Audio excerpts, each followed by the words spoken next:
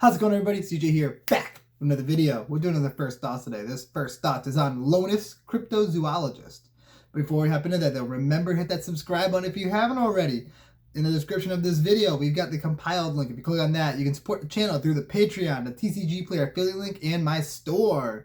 You can also join us in the Discord if you want to chat with us. And also linked is my TikTok, Twitch, and Twitter. So check all that out. And we're going to hop into this. So Lonis, Cryptozoologist. So out of all the commanders so far spoiled, this is the one I'm going to build. Like, this is awesome. It seems so much fun. It's right up my alley. My favorite deck that I have is Riku, and I'm honestly considering changing that deck up to make this more like that deck and doing something else with the Riku deck, like maybe go more Birthing Pod based on that one. But oh my god, I never thought I would be considering taking apart or changing that Riku deck, and now all of a sudden I am. This card seems super, super fun. And the first thing I want to talk about with this card is the fact that it makes tokens. So you're going to want token doubler. So doubling season, Adrix and Nev, Primal Vigor, and Parallel Lives all seem fantastic in this deck. You've also got a lot of clue synergies and clue creators, so cards that make clue tokens, so that way you have additional sources of clue tokens. You've got Fey Offering, which is a really cool card, giving you, at the beginning of your end step, you get to create a clue token, food, and treasure token if you cast a non-creature spell this turn. That seems sweet. That's a cool card. That card is going to be powerful in EDH for sure. You've also got Ulvenwald Mysteries. Whenever a creature dies, you get to make a clue, and you get turn clues into creatures, which is kind of cool. We've got Tireless Tracker, Landfall Clue, seems good. Tamio's Journal, at your upkeep you get a clue, and then you can cash in clues to Tutor, seems very powerful in the deck. Drownyard Explorers, it's ETB makes a clue, and I think that's good enough because ETB making 2 clues seems pretty decent, especially if you have any token doublers in play. That's crazy. You have Magnifying Glass, which is a mana rock that creates clues, solid. Root Out, artifact and enchantment removal that can also create a clue, seems good. And Weirding Wood, it's a ramp that makes clues, so seems pretty good. All that seems decent in the deck. I personally will probably not be running many of those in this deck, though, because I'm not going to be basing it around just making a bunch of clue tokens.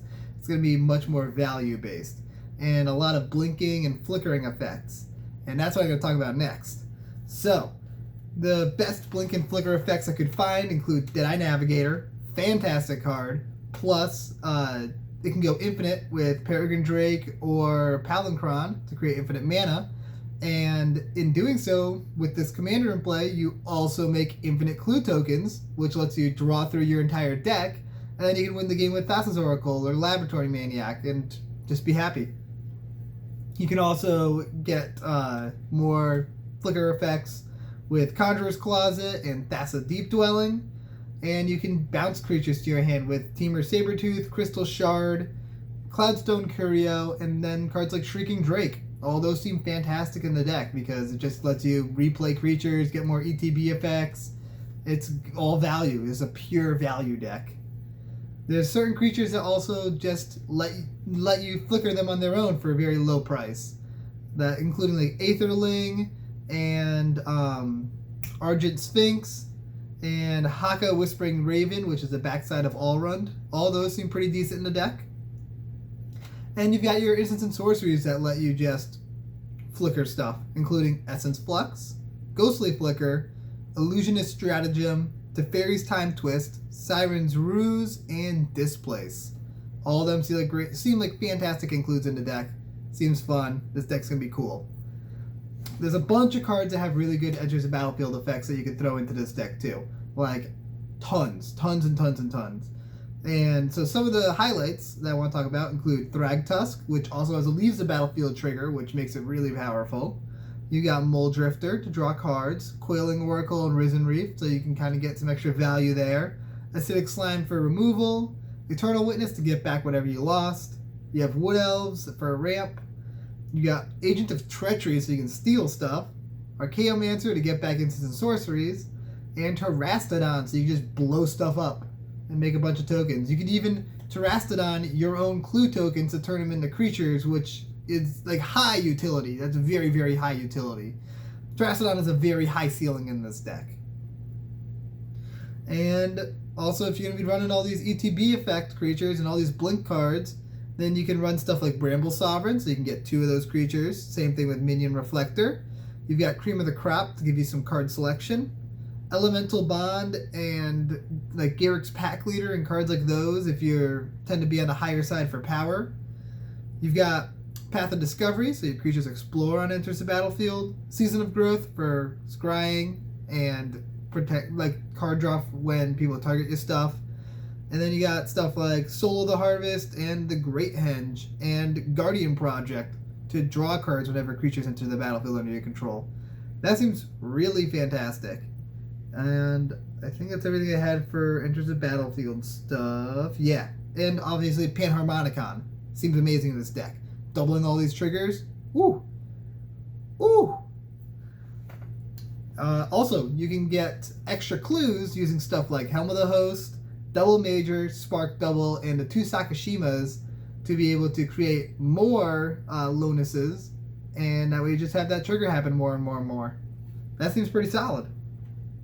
Some one-off cards that seem great in the deck. You have Oko. You can use it on your opponents, obviously, and you can use it on your clues to turn your clues into Elk.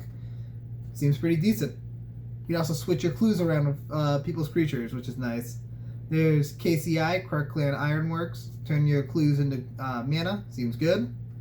Essex, Fractal Bloom. You can make your clues into creatures. That seems like a powerful effect on the deck. There's Second Harvest, so you can double the number of clue tokens that you have. That seems great.